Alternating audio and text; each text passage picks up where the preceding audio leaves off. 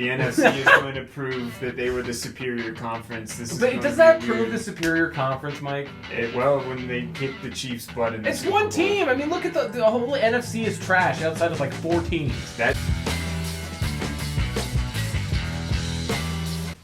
All right, Mike, this week I'm wearing a kid-sized t-shirt in honor of the Super Bowl. And you know what? We got a kid-sized video for you. We're taking our picks on the Super Bowl.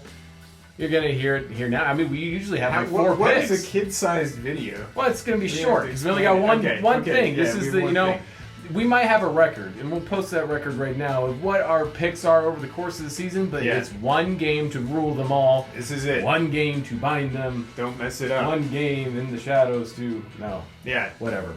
Short and sweet, here we go. Super Bowl pick, go. All right, I'm taking the Chiefs. Dirk's taking the Chiefs. I'm taking the 49ers. Why? Because I took the 49ers back in October, and I'm not backtracking on that. What? That's right. You did? I called them. Whatever. You were on the Cowboys hype train. You and Skip Bayless. I was not. I was a big 49ers guy before it was cool to be a 49ers guy. It's still not cool to be It was always cool to be a 49ers guy. Tell that to Joe Montana. Joe Cool. Whatever. Well, Joe Montana. Imagine being Brock Purdy, Dirk. Imagine this. Joe Montana is Joe Cool. Jimmy G is Handsome Jimmy. Steve Young is Steve Young. Brock Purdy is Lee Harvey Oswald lookalike. What? Imagine that. Yeah.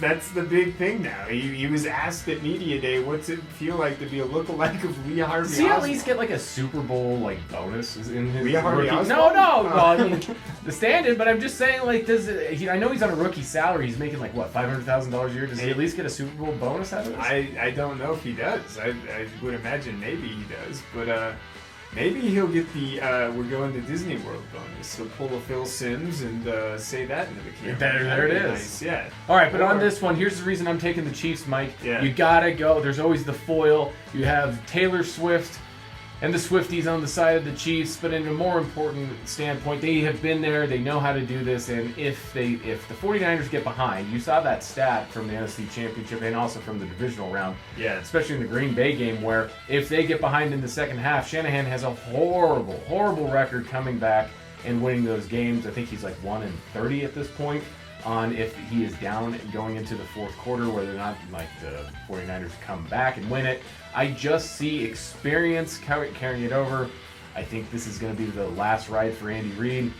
And I think, honestly, this is probably the last gasp of the Mahomes legacy and dynasty, unless there's significant overhauling of contracts in Kansas City. You want the counterpoint? Counterpoint.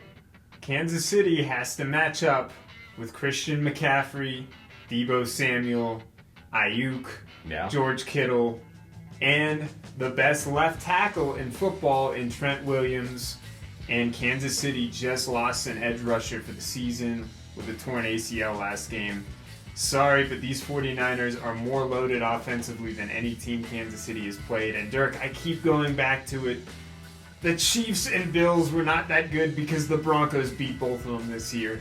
This is going to be the year that the NFC... Maybe the Broncos were that good. No, the NFC is going to prove that they were the superior conference. But does that prove the superior conference, Mike?